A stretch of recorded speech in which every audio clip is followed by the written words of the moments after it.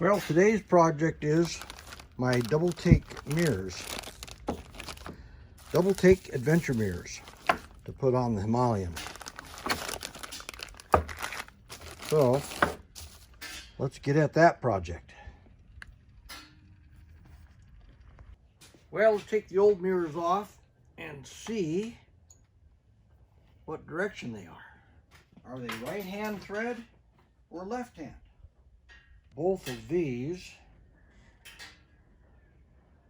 are right hand thread. We'll need an adapter.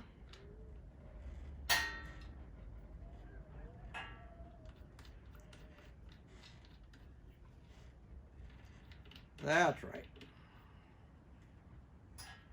Yep, those are 5/8.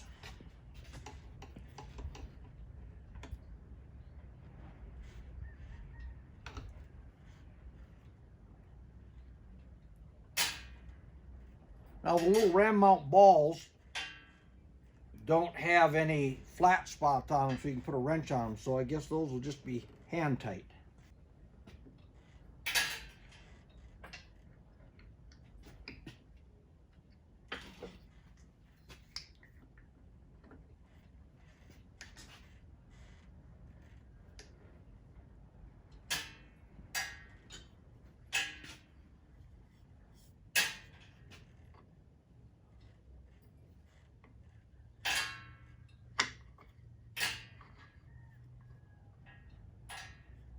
Those are the ugliest mounts on the market.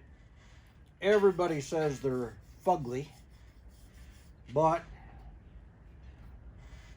a lot of adventure riders are putting these on to get rid of the junk factory mirrors, so I decided to give them a try and see how I like them. Fortunately, I bought them from Amazon, so if I don't like them, I'll return them.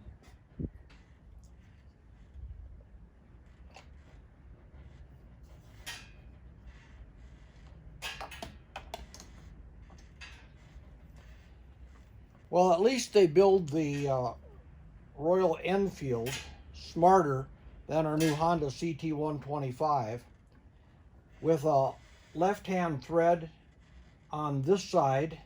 If you tip over and hit the mirror hard, it'll loosen the mirror rather than break something. And right-hand thread on the left side works the same way. Of course, these will have a lot of give in the balls, so you don't have to worry about breaking anything.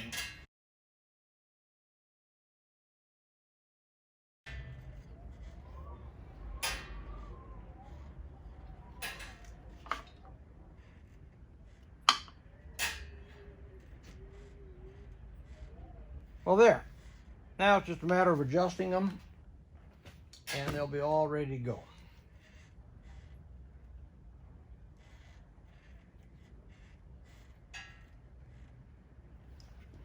Project number 1.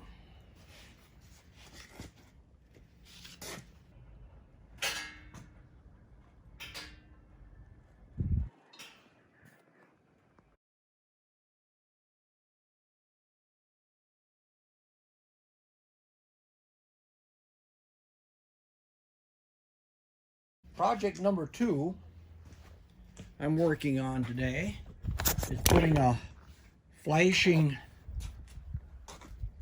brake light on it. That's the module from Custom Dynamics.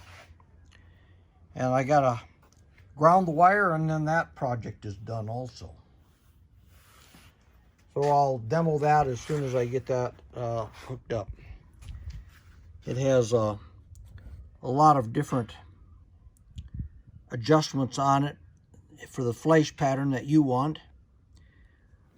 0 through 9. And I've always liked the 7 constant flashing the most. All I had to do was find the brake light wire, which is white with a yellow stripe,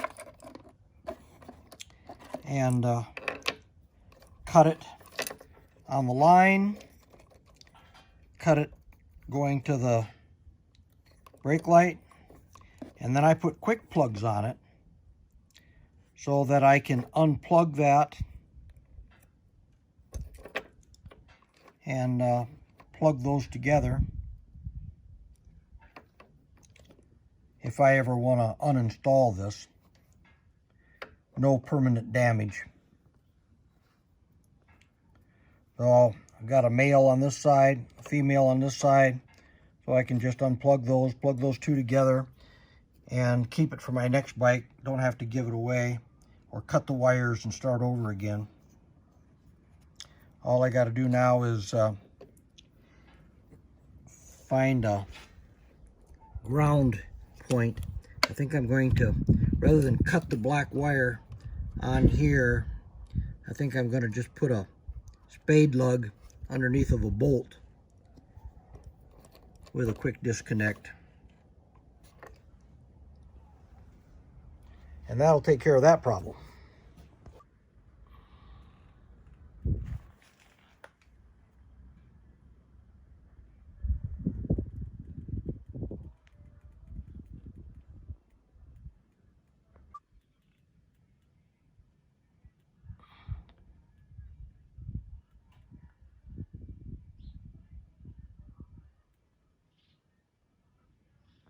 Now we're going to take apart the tail light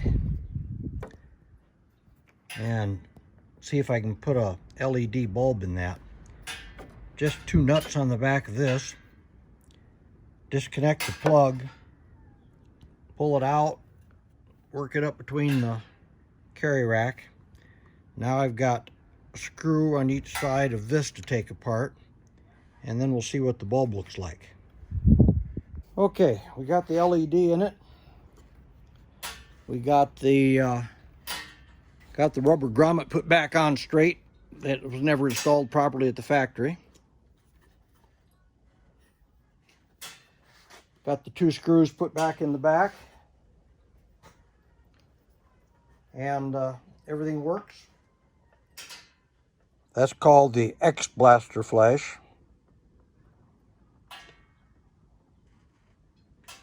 A very fast strobe. This is I believe this is a 7 flash. And then 3-second solid. Then back to 7 flash. Number 5 is quad strobe for 1 quad strobe, then solid for 1 second, then quad strobe, solid for 3, then repeat.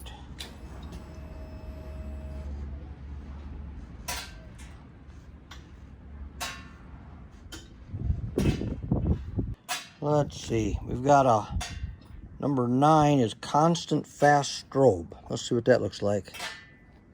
We're on 5, 6, 7, 8, 9. Okay, that's 9. That doesn't really look any different than the Blaster X pattern, I don't think. We'll go back to the Blaster X and see what the difference is. Ah, there is a little hesitation in it. I'll leave it on that one.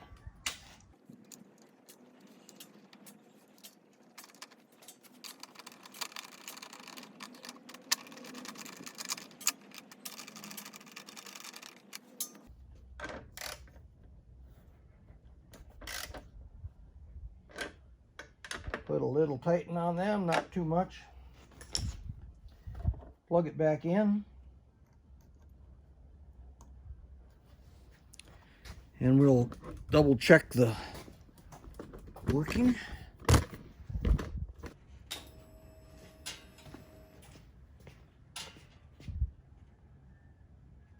There. The whole idea behind this, of course, is to create movement so that the driver behind you pays attention. He sees something, not just a solid light. Just like my modulating headlight, the whole idea is to be seen.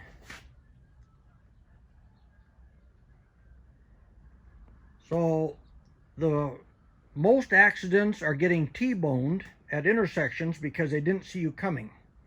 So this solves that. If anybody knows what that little LED light down here is for, I'd like to know why they put that in there. It doesn't seem to do anything. And of course, the second most proficient accident is comes from the rear, being rear-ended on a motorcycle. And so this will help with that. So the most accidents are with getting T-boned at intersections. The second most accidents are being rear-ended.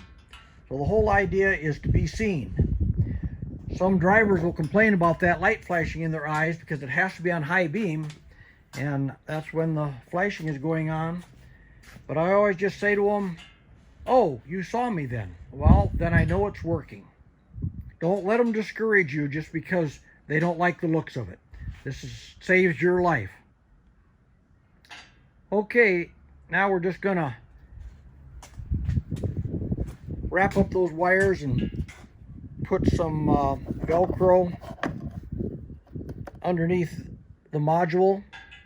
By the way, that module is a Custom Dynamics, let's see, it's called a Custom Dynamics Magic Strobe Universal. And they run about 60 bucks, free shipping.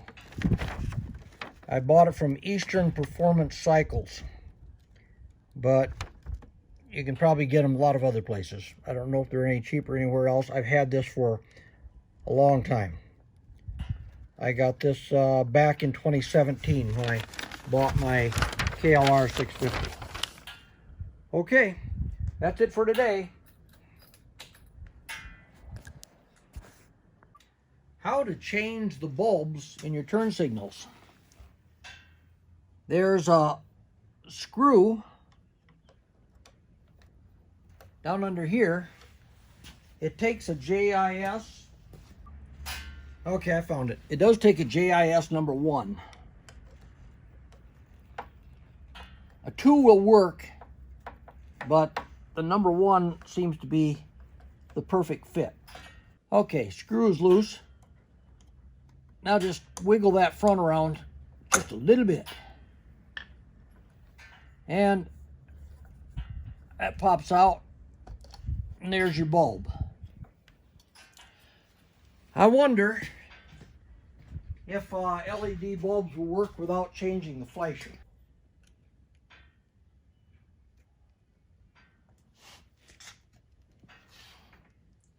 We'll put in one first.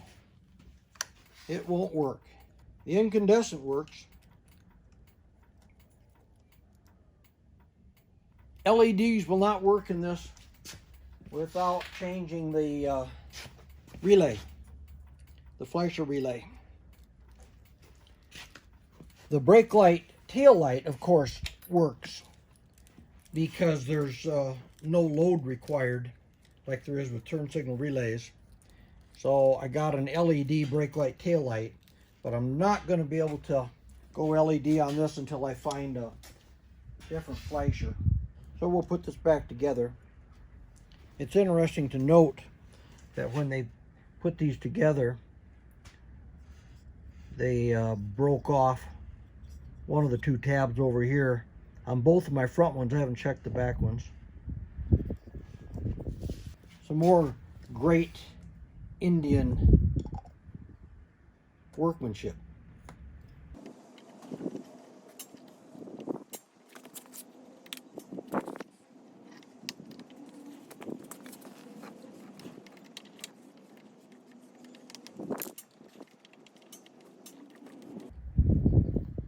The screw on the right side, the screw hole was stripped out. The screw fell out on my garage floor. Let's raise this fender up so that mud don't get clogged under it. Not that I'll probably ever be riding in mud, but